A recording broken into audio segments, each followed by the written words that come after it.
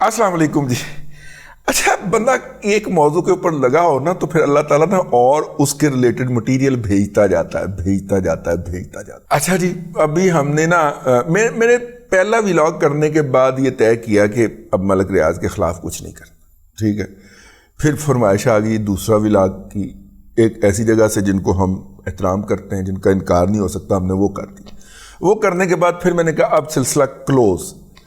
फिर जनाब तीसरा व्लॉग जो था वो मेरे ऊपर दोस्त अहबाब ने इम्पोज कर दिया कि आपने ये पहलू नज़रअंदाज कर दिया है, ये तो आपकी स्पेशलिटी रही है।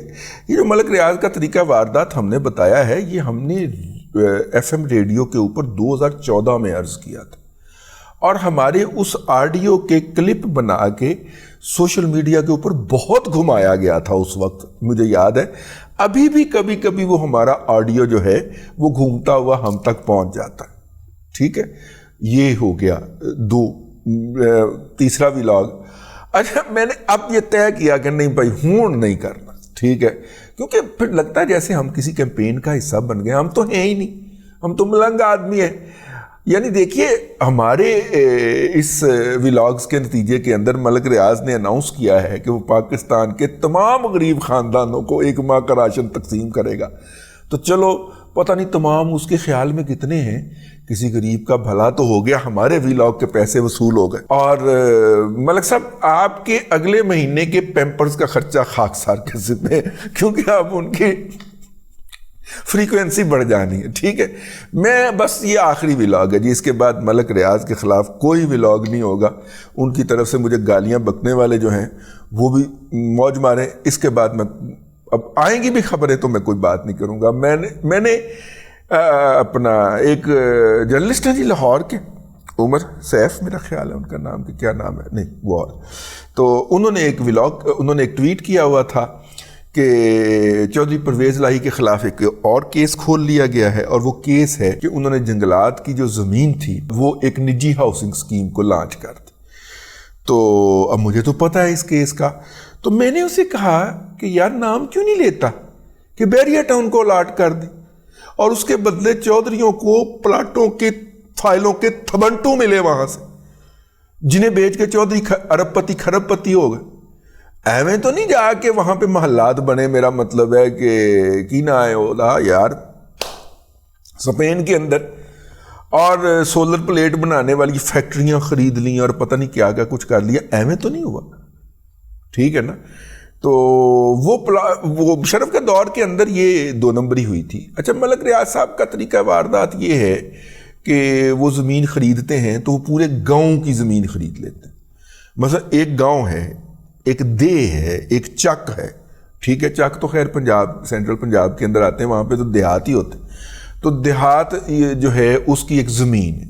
अच्छा, अंग्रेज़ ने जो पुराने देहात ड्राफ्ट किए हुए हैं नक्शे के ऊपर, उसके अंदर वो शामलात की ज़मीन भी रखता था एक गांव के अंदर। शामलात क्या होता है? कॉमन एक्टिविटी सेंटर, जो जिसके अंदर सोशल एक्टिविटीज़ होंगी। पुराने ज़माने के अंदर कबड्डी, कुश्ती और नेज़ाबाजी वगैरह इस तरह की जो सरगर्मियाँ होती थीं, ये शामलात की ज़मीन इसके ऊपर रखी जाती थी।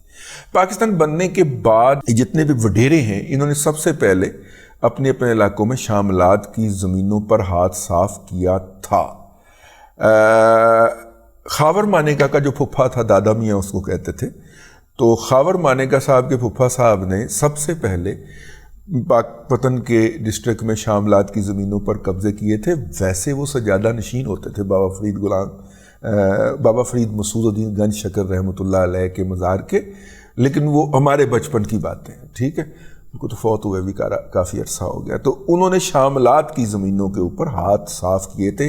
हालांकि शामलात बहुत अरसे तक एक्सक्लूसिवली उनके ज़ेरे इस्तेमाल रही, ठीक है। शिकारगाह के तौर पे उन्होंने उसको प्रिजर्व कर लिया, इर्द गिर्द के लोगों का दाखिला बंद कर दिया, फाइनली उसके ऊपर केरू डाल लिया और उसको पटवारी के साथ मिल के अलाट करवा लिया। शामलात की ज़मीन नॉन कन्वर्टेबल होती, पटवारी उल्टा भी लटक जाए तो वो कन्वर्ट नहीं हो, ट्रांसफ़र नहीं हो सकती किसी के नाम के ऊपर। ये गोरा लिख गया हुआ है उसके अंदर। लेकिन बैरिया टाउन की तमीर के अंदर जो इसने मुख्तलिफ देहातों की ज़मीनें ख़रीदी, وہاں پہ اس نے شاملات کی زمینوں پر قبضے کیے ملک ریاض نے، اور مقامی پٹواریان جو تھے وہ ان کے حامیان رہے۔ لیکن اس کے ساتھ ایک اور بھی ظلم ہوا، اور وہ ظلم یہ ہوا کہ وہاں پہ جب راول پنڈی جو آباد تھا، راول پنڈی کے آب و ہوا کو مناسب رکھنے کے لیے گورے نے یہ طے کر دیا تھا، اور یہ راول پنڈی کے ماسٹر پلان میں شامل تھا کہ جناب یہ ایریاز جو ہیں جہاں پہ بحریہ ٹاؤن بنا ہوا ہے اس میں جنگلات اگائے جائیں گے تاکہ شہر کی آب و ہوا جو ہے وہ نارمل رہے۔ اس فراڈیے نے پہلے تو ان جنگلات کے سے پہلے آنے والے گاؤں کی زمینیں خریدیں اور پھر ان جنگلات کے اوپر قبضہ کرنا شروع کر دیا، اور ان کو بھی شامل کر کے اور بلڈوزر پھیر اور سڑکیں بنا اور پلاٹ بیچ اور یہ کر۔ اب جب پلاٹوں پہ قبضہ ہو گیا اور محکمہ جنگلات کا وہاں کے حکام جو تھے وہ بھی حرام لے کے چپ کر کے بیٹھے رہے، تو پھر اس کے خلاف جو تھا وہ کاروائی شروع ہوئی کہ جناب یہ فراڈیا، جناب یہ دیکھیں جناب یہ کیا کر گیا پلاٹ۔ اور مجھے یاد ہے یہ یہاں سے جب ہم جی ٹی ایس کا اڈا جب ہوتا تھا پنڈی کا، اور وہاں سے بیٹھ کے جب جی ٹی ایس کی بس نکل کے تو ان علاقوں میں سے گزرا کرتی تھی تو ایک ٹھنڈک کا احساس ہوتا تھا۔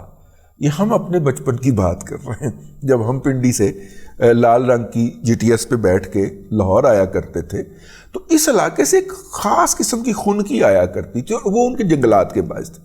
اس نے سارے جنگلات کی تباہی پھیر دی۔ اس کے خلاف جی پھر کچھ مقامی لوگ اور پنجاب حکومت اس وقت کی شاید چلی گئی عدالت کے اندر، اور اچھا وہ جو زمینیں تھیں مشرف کا دور آ گیا، چیف منسٹر پرویز الہی تھا، اس نے 2 نمبری کر کے رشوت وصول کر کے ملک ریاض کو اکوموڈیٹ کیا 2 جگہوں کے اوپر۔ ایک تو ٹھوکر سے آن ورڈ اس نے سڑک کا بیڑا غرق کر دیا۔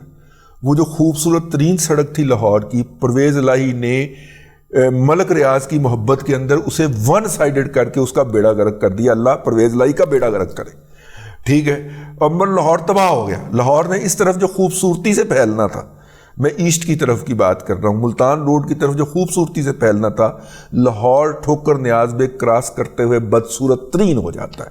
اور یہ صرف اور صرف پیجے ڈکیت کی وجہ سے ہوا۔ پیجے ڈکیت نے ملک ریاض سے لمبے تبنٹو پکڑ کے جو نہر کی سڑک تھی ایک سائیڈ والی کی، جس کے نتیجے کے اندر اب بھی روزانہ کی بنیاد کے اوپر، کیونکہ وہ سڑک انجینئرنگ کے بنیادی پرنسپل کے خلاف، لیکن چونکہ ملک ریاض کی محبت ہے اب تو اس کے اوپر اوور ہیڈ برج بھی بنا دیا وہ پرلے پاس کام چوک دے۔ یہ انجینئرنگ کے بنیادی پرنسپل کے خلاف تھی، لیکن پیجے ڈکیت نے اپنا کھاتا کلیئر کرنا تھا، بلڈنگ بڑی بڑی لئی سی رشوت دے وچ نے، ٹھیک ہے۔ تو پیجے ڈکیت نے یہ کر دی، کلیئر کر دی۔ اور دوسرا کام اس نے یہ کیا کہ اس کو الاٹ کر دی جنگلات کی زمین بحریہ ٹاؤن کو۔ افزانے میں نے آپ سے عرض کیا نا، مطلب کنسٹرکٹڈ لے کے تو وہ اگے بھی ڈسپوز آف کر دیتے گئے، اگے بھی بھیج دیتے گئے، لیکن ہمارا یہ موضوع نہیں ہے۔ اس کے خلاف جناب فیصلہ گیا، یہ عدالتوں میں آپ کو پتہ ہے نا پہیے لگواتا ہے اور بریکیں بھی لگوا لیتا ہے، کیس کوئی سال لگتا رہا، چلتا رہا، پڑا رہا۔ پھر جناب ہائی کورٹ میں گیا، ہائی کورٹ میں بھی یہ جیت گیا، پھر سپریم کورٹ میں گیا، سپریم کورٹ کھول کے بیٹھ گیا، یہ ہے کیوں ہے؟ وہ یہ کیسے ہو سکتا ہے کہ آپ جنگلات کی سرزمین جو ہے اس کے اوپر کنسٹرکشن کروا دیں، آپ نے یہاں پہ لوگوں کا سانس بند ہو جائے گا۔ یہ سپریم کورٹ کے فیصلے کے اندر لکھا ہوا، وہ یار راول پنڈی اسلام آباد کے اندر لوگوں کا سانس بند ہو جائے گا جو آپ کرنے لگے۔ یہ پھیپڑے ہیں شہر کے، یہاں پہ اس علاقے کو صاف کیا جائے، یہ سپریم کورٹ کی ڈیسیژن میں لکھا ہوا، ٹھیک ہے۔ یہ ان علاقوں کو صاف کیا جائے اور یہاں پہ جنگلات دوبارہ اگائے جائیں، اس بات کا حکم ہے۔ وہ فیصلہ پڑا ہوا ہے 2006 یا 2008 سے، ٹھیک ہے۔ اس کے اوپر عمل درآمد نہیں ہے، بلکہ اس کی بجائے اس نے فراڈیے نے ڈی ایچ اے کو پٹو پا کے، اور ڈی ایچ اے نے اس کے ساتھ مل کے شہیدوں کا خون بیچا۔ ڈی ایچ اے پنڈی نے شہیدوں کا خون بیچا، اور شہیدوں کا خون پینے کے اندر ڈی ایچ اے کے ساتھ ملک ریاض کو بھی شریک کیا۔ ڈی ایچ اے ویلی اسلام آباد میں شہداء کے پلاٹ الاٹ کیے اور ڈکار گئے۔ وہ پھر آپ کو پتہ ہے جو بھی ہوا، حرام کے پیسے تھے، حرام کے گھوم کے واپس آ گئے، جو لندن بھجوائے تھے انہوں نے کہیں نہیں واپس آئے۔ لیکن وہ ڈی ایچ اے تو ہینڈز ان گلوز تھا اس لوٹ مار میں، ملک ریاض تو ان کا فرنٹ مین تھا ڈی ایچ اے کا۔ تو وہ جناب بجائے اس کے کہ اس سے وہ زمین ریکور کی جاتی، ٹھیک ہے، یا کچھ اور کیا جاتا ہے، ڈی ایچ اے اس کے ساتھ نئے جوائنٹ وینچرز میں چلا گیا، مزہ آیا۔ اب آپ کو سمجھ آئی ہے کہ ملک ریاض جرنیل ملازم کیوں رکھتا ہے اور بریگیڈیئر ملازم کیوں رکھتا ہے بدماشی کے لیے، اور ڈی ایچ اے کیوں اس کے گھر کی باندھی ہے اور گلی کی، وہ میں کہنا نہیں چاہ رہا گلی کا، ڈی ایچ اے ملک ریاض کے گلی کا وہ ہے، ٹھیک ہے، میں یہ کہنا نہیں چاہ رہا، لیکن وہاں پہ بیٹھا ہوا ہر جو مچھندر ہے، اپنے آپ کو بڑا سمجھتا ہے، وہ ملک ریاض کی نظر کرم کا منتظر رہتا ہے، ٹھیک ہے۔ اب پنجاب حکومت نے جو کیس نکالا ہے اس میں یہ تو کہا گیا ہے کہ چودھری پرویز الہی صاحب نے، میں ویسے جذبات میں آگے پیجا ڈکیت کہہ گیا کہ وہ سڑک جس کے اوپر روزانہ ایکسیڈنٹ ہوتے ہیں نا جی، ٹھوکر سے لے کے اور شاہکام چوک تک، اس میں روزانہ کوئی نہ کوئی ایک دو جان نوجوانوں کی، خاص طور پہ موٹر سائیکل سواروں کی جاتی ہے، اور ان سب کا ڈسکریڈٹ اس ملک ریاض ڈکیت کو جاتا ہے، اور اس کے اندر شریک ہے چودھری پرویز الہی، ٹھیک ہے۔ تو دکھ ہوتا ہے، تکلیف ہوتا ہے۔ میرے اپنے دو قریبی عزیز جو ہیں جاننے والے، ان کے بچے وہاں پہ ٹرکوں کے پہیوں کے نیچے آ کے کچلے گئے، اور جوان بچے، ٹھیک ہے۔ ظاہر موٹر سائیکل کے اوپر جوان ہی شرارت کرتا ہے، تو وہ جیسے ہی اپنی سوسائٹی سے نکل کے چڑھے، ٹرک نے اڑا کے وہ مارا، ٹھیک ہے۔ تو یہ سارا جو ہے، یہ سارا جو جرم ہے اس کا، یہ سارا پرویز الہی کو بھی جائے گا اور ملک ریاض کو بھی جائے گا۔ لیکن اب یہ تو اینٹی کرپشن کہہ رہا ہے کہ جناب اس نے جنگلات کی زمین پنڈی کے پاس ایک نجی ہاؤسنگ اسکیم کو لانچ کر دی، یہ نہیں کہہ رہا کہ وہ بیریا ٹاؤن کا ملک ریاض تھا۔ تو یہ ملک ریاض کا نام لینے کا بھاری پتھر میں نے اٹھایا ہے، اور میں یہ آپ کو بتا رہا ہوں کہ یہ ریفرنس ہے، تاکہ ریفرنس ٹو کانٹیکسٹ جو ہے وہ پورے کا پورا سامنے ہو کے واضح آ جائے، ٹھیک ہے۔ بس جی، اس لیے میں نے کہا یہ ویلاگ ایمانتن کر دیا جائے، فائنل ہے۔ اس کے بعد اب میں کم از کم اگلے 1 سال ملک ریاض کے موضوع پہ نہیں بولوں گا، بھائی میرے سے اتنا ہی بھار اٹھایا جاتا ہے، ٹھیک ہے نا۔ اب میں اپنی ذرا حفاظت کا بھی انتظام کروں۔ اب تک کے لیے اتنا ہی، اگلے ولاگ کے اندر پھر حاضری ہوگی۔ اللہ تبارک و تعالیٰ آپ کو آسانیاں عطا کرے اور آسانیاں خلق خدا میں تقسیم کرنے کی توفیق عطا کرے۔